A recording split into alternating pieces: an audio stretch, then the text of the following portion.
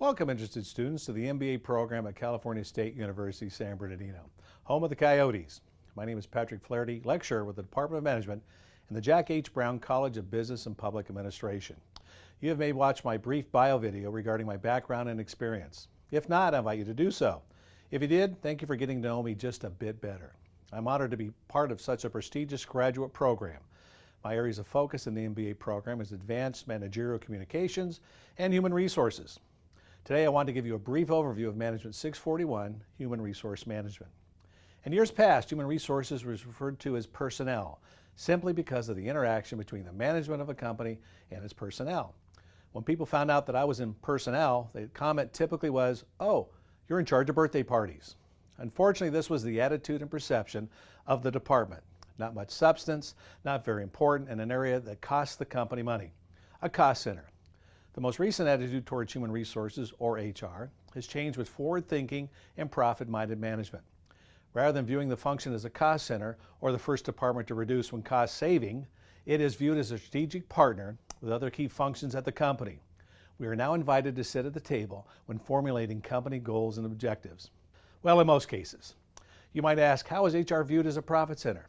Let me give you some key contributing reasons. Part of strategic HR is the attraction, retention, and development of the company's assets. By attracting and retaining talent, we reduce operating costs such as turnover and retraining.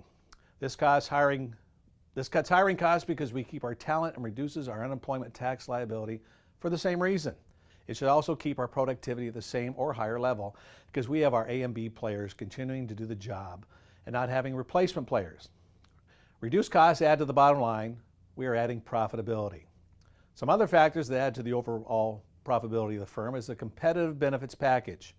Our role is to provide to the talent an attractive package and one that our fellow top management literally buys into, that again attracts and keeps our A and B players. Let me change gears for a minute. I have mentioned players to you.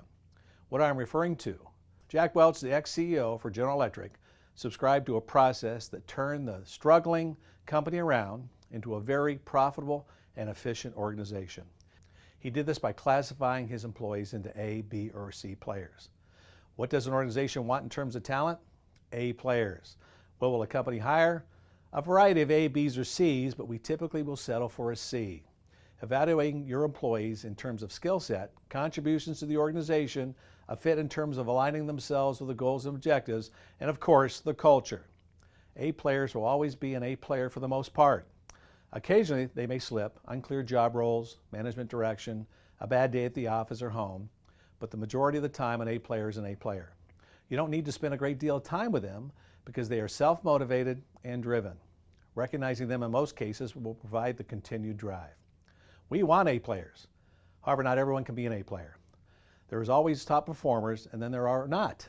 So let's look at a B player. A B player shows signs of getting the incremental productivity of aspiring to be better in an organization.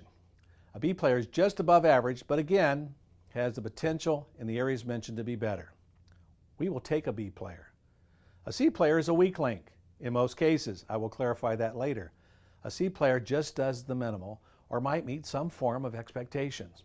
We spend some time working on the development in the hope that we can turn them into a B player. In my experience, a C player will typically remain a C player.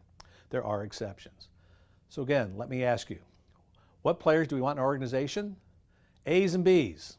Who do we spend the most time with in developing? B's. Let's turn them into A's.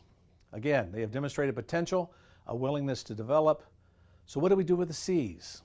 Jack Welch's approach was to replace them. Let's replace the non-productive, the non-fit, the non-developable with a new hire. However, when we add a new player to the organization, the evaluation process starts over. A new player may be a B player, causing another talent to become a C. Do you see where we're going here? We are always upgrading our talent. The evaluation cycle doesn't end.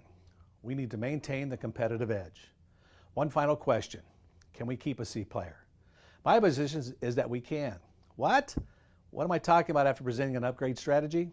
Let me explain. A C player can be a contributor in a non-mission critical role, a role that is necessary but not mission critical. A C player can answer the phones, distribute mail, and assist in other functions.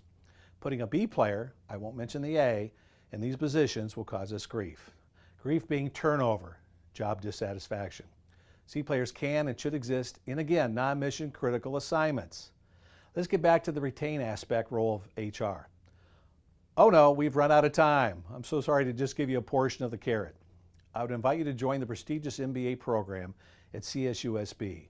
Our alumni network is extensive. I hope to see you on campus or communicate with you via online. My contact information is below. Thank you so much for your time and interest.